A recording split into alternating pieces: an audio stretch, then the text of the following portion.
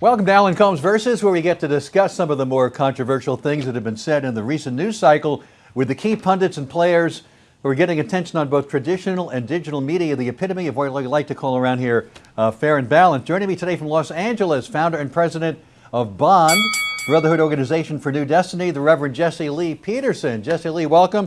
I see you got a book coming out in just a couple of months called The Antidote.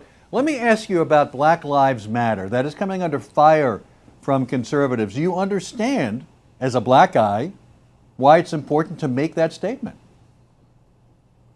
No, you don't. It's ridiculous. These people do not care about black Americans. As a matter of fact, all lives matter, not just black lives, but these people are being used by George Soros and others to really redefine and change America by accusing white cops of being racist when it's really not true.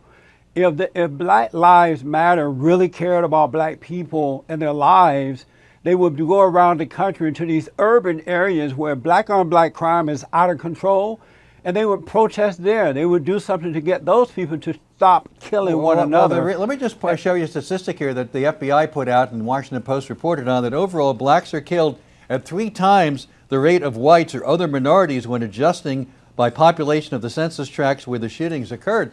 There's definitely a systemic problem here. Do you deny that statistic by the FBI?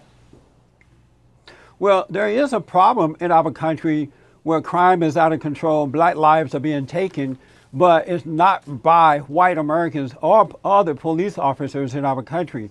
And if you really take a good look at it, Alan, the blacks who have been arrested or killed by police officers are those, for the most part, who have resisted arrest in one form or another. You've got Eric Garner in New York. Eric Garner was not resisting arrest. You've got Tamir Rice in Cleveland. Yes, they tried to.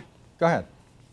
But that's not true, Alan. They tried to handcuff him. He was fighting against them. He brought that up on himself. Had he just put his hands behind his back. According to the video, that's not true. According to the video. But when you find out, and the FBI says that blacks are killed at 3 times the rate of whites, doesn't that concern you? They are killed at the rate 3 times at the rate of whites, but not by white people, not by cops, by police officers. These are police statistics. It's happening. Well, if they are killed by cops in that number percentage, it's because they are not following the instruction of the officers. And I have to tell you, Alan, this type of brainwashing that white police officers are against black people have been going on and being taught for the last 50 years or so. When I was in my 20s and moved to Los Angeles, I heard Jesse Jackson and the so-called civil rights leaders and others say that the Justice Department was racist and that cops were stopping black people because of their color. And then years later, we get Barack Obama in the White House, and he encouraged the same type of environment by saying that we're living in the Jim Crow days, and that's not true. Let me show you what Barack Obama said just last night. He said, "I promise," and he was talking to the widow of Officer Goforth, who was just shot down. He said, "I promised that I would continue to highlight the uncommon bravery the police officers show in our communities every single day. They put their lives on the line for our safety. Targeting police officers is completely unacceptable and affront to civilized society." Why is the president being criticized when he's clearly coming out in favor of police officers with a statement like that?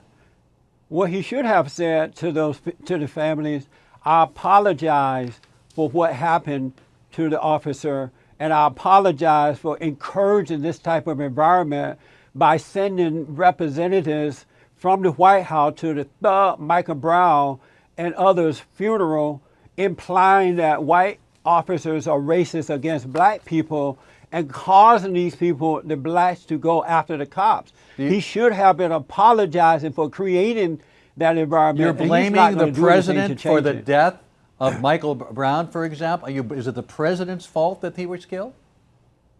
I'm not blaming him for the death of Michael Brown, but I'm blaming him and the Department of Justice for creating that environment by giving this illusion that our police officers are against black people. When he says targeting police is completely unacceptable, he said, do you accept that statement from the president?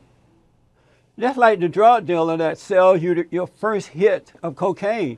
You become addicted to the drugs. Now you got to go back to the dealer for the service. He said, hey, I'm sorry that you are addicted.